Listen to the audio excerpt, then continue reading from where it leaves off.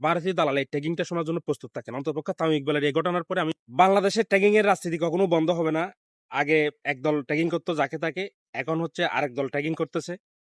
বাংলাদেশ ক্রিকেটের সর্বকালের সেরা ব্যাটসম্যান বলতে পারেন, সেরা ওপেনারও বলতে পারেন, ব্যাটসম্যানও বলতে পারেন তামিম ইকবাল খান। তাকে ভারতীয় দালাল বলে ট্যাগিং করা হচ্ছে। একজন বিসিবি কর্মকর্তা, উনি বিসিবির দায়িত্ব থাকা অবস্থায় এইরকম কথা বলতে পারেন কিনা? ফেসবুক পোস্টের মাধ্যমে, সামাজিক যোগাযোগ মাধ্যমে তামিম ইকবালকে ভারতীয় দালাল বলে এবং তামিম ইকবালের ছবি সহ পোস্ট করেছে। নতুন আর ভারতীয় দালাল পাওয়া গেছে। কোন দিকে যাচ্ছি আমরা আসলে?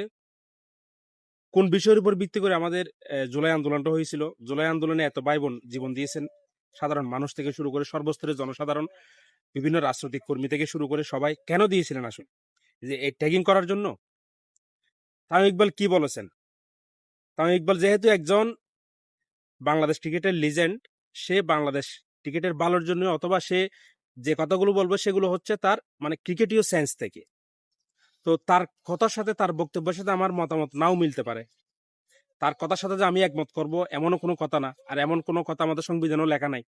আমার কথার সাথে আপনার কথা মিলতে হবে এমনও কোনো কিছু সংবিধানে লেখা নাই। আপনারটা আলাদা, আমারটা আলাদা হতে পারে, হতেই পারে, স্বাভাবিক। আপনি আমার কথার সাথে দ্বিমত পোষণ করতে পারেন, কোনো বিষয় না, এটা আমাদের সাংবিধানিক অধিকার। তাই বলে আমি আপনাকে একটা ট্যাগ করব, একটা ট্যাগিং করব, বিশেষ করে তামিম ইকবালের মতো একজন ব্যক্তিকে, যিনি বিসিবি কর্মকর্তা, উনি কি জানেন আপনার ক্রিকেট নিয়ে, কি জানেন উনি ক্রিকেটের ভবিষ্যৎ নিয়ে কি জানেন? যেমন আসিফ আকবর।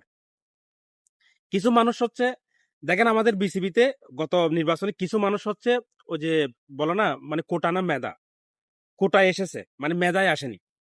কোটায় এসে কি করেছে আমাদের আসিফ আকবর, কি করেছে মানে ফুটবলারদের বেয়াদব, ফুটবলারদের নিয়ে গালিগালাজ, ফুটবলারদের সাথে মারামারি করবেন, ঝগড়া করবেন, মানে এ সমস্ত আজগবি কথাবার্তা বলে উনি ভাইরাল হয়ে গেছেন। উনি হচ্ছে মানে দেশের মধ্যে একটা ফুটবল আর ক্রিকেটের মধ্যে একটা বিভেদ সৃষ্টি করে দিয়েছে।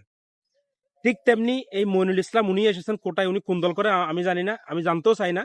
উনি একজন বিসিবি কর্মকর্তা হয়ে তামিম ইকবালকে এই কথা বলতে পারেন কিনা? তামিম ইকবালের কথার সাথে আপনি দ্বিমত করলে সেটা আপনি আলাদা বিষয়। যে তামিম ইকবাল, আপনার এই কথার সাথে আমি সহমত পোষণ করতে পারলাম না। আপনার কথাগুলো যেগুলো বলেছেন, আপনি যে কথাগুলো বলেছেন এই কথাগুলোর সাথে আমি দ্বিমত পোষণ করছি, এটা আপনার সাংবিধানিক অধিকার। কিন্তু আপনি একজন বিসিবি কর্মকর্তা হয়ে দায়িত্বে থাকা অবস্থায় বাংলাদেশের একজন লিজেন্ড, একজন সর্বকালের সেরা ব্যাটসম্যানকে আপনি ভারতীয় দালাল বলে আখ্যায়িত করতে পারেন কিনা? আমি যাচ্ছি না যে এখানে বাংলাদেশের সাথে ভারতের কি হচ্ছে, ওই বিষয়ে যাচ্ছি না আমি। তামিম ইকবাল যে কথাগুলো বলেছে, যদি আপনার ক্রিকেটীয় সেন্স থাকে তাহলে সে ক্রিকেটের ভালোর জন্যই বলেছে। ভারত আমাদের সাথে খুব খারাপ করতেছে, ভারতের মাটিতে বিশ্বকাপ খেলতে না যাবো, এটা আমাদের দেশের হচ্ছে আপনার সিদ্ধান্ত, এটাকে আমরা স্যালুট করি। কিন্তু এখানে কথা হচ্ছে আমার তো একটা ওপিনিয়ন থাকতে পারে ব্যক্তিগত, তো আমার ওপিনিয়নকে আমি দিতে পারবো না, আমার ব্যক্তিগত মতামতকে আমি দিতে পারবো না, তাই বলে আমি ভারতীয় দালাল হয়ে যাব? তামিম ইকবাল অতীতে কি এমন কাজ করেছে যে জন্য তাকে আমরা ভারতীয় দালাল বলবো? সে ক্রিকেটের ভালোর জন্যই বলেছে।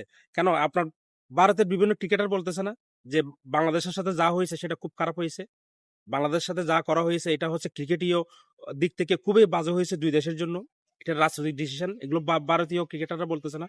ভারতীয় অনেক সাংবাদিক এই কথাগুলো বলতেছে না? তাই বলে কি তারা বাংলাদেশের দালাল হয়ে গেছে? ভাই, যারা ক্রিকেটার তারা ক্রিকেটীয় দিক থেকে চিন্তা করবে, তারা ক্রিকেটের বালার কথা চিন্তা করবে। এই ক্রিকেটের বালার কথা চিন্তা করতে গিয়ে হয়তো আমার আপনার ইমোশন আবেগের সাথে নাও মিলতে পারে। ভাই, সবকিছু আবেগ দিয়ে চলে না, ইমোশন দিয়ে সবকিছু চলে না। আপনাকে চিন্তা করতে হবে 10 বছর পরে আমাদের এই আবেগগুলোর কারণে বাংলাদেশ ক্রিকেটের কি ক্ষতি হতে পারে। আইসিসি মানে যে ইন্ডিয়ান ক্রিকেট কাউন্সিল, সেটা আমরা নিজেও বলি, আমি হাজারবার বলেছি। আজকে থেকে না, আজ থেকে 10 বছর আগে, 15 বছর আগে থেকেও বলতেছি। আইসিসি মানে ইন্ডিয়ান ক্রিকেট কাউন্সিল, আইসিসি। তো এই ইন্ডিয়ান ক্রিকেট কাউন্সিল যদি আমরা বলে থাকি, তাহলে আইসিসিতে ইন্ডিয়ার পাওয়ার সম্পর্কে আমাদের ধারণাও আছে। ইন্ডিয়া চাইলে কি করতে পারে বাংলাদেশ ক্রিকেটের সাথে সেটাও আমরা জানি।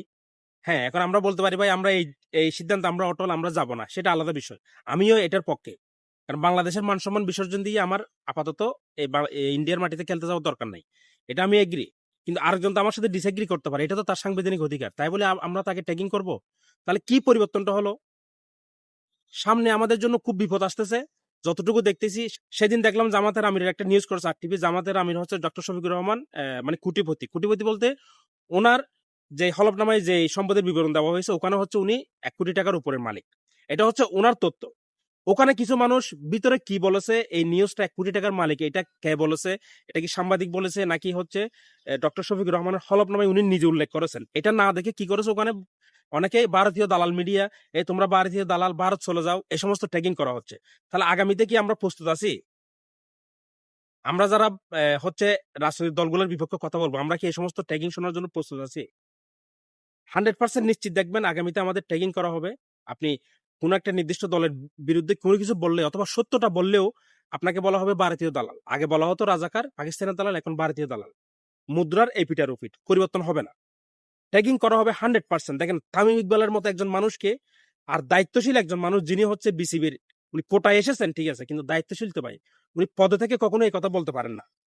আর তামিম ইকবালকে যদি এই কথা বলতে পারে, তাহলে আমাকে আপনাকে কি বলবো বলেন তো? আমাকে আপনাকে তো বাংলাদেশে থাকতেই দিবে না। আমরা তো বাংলাদেশে থাকতে পারবো না যদি তাদের দলের বিরুদ্ধে কোনো কিছু বলি। তাহলে এই ট্যাগিং কি বন্ধ হবে?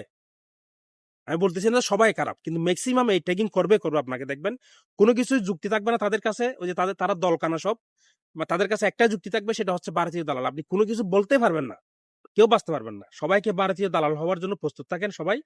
ভারতীয় দালাল এই ট্যাগিংটা শোনার জন্য প্রস্তুত থাকেন। অন্ততপক্ষে তামিম ইকবালের এই ঘটনার পরে আমি 100% নিশ্চিতভাবে বলতে পারি।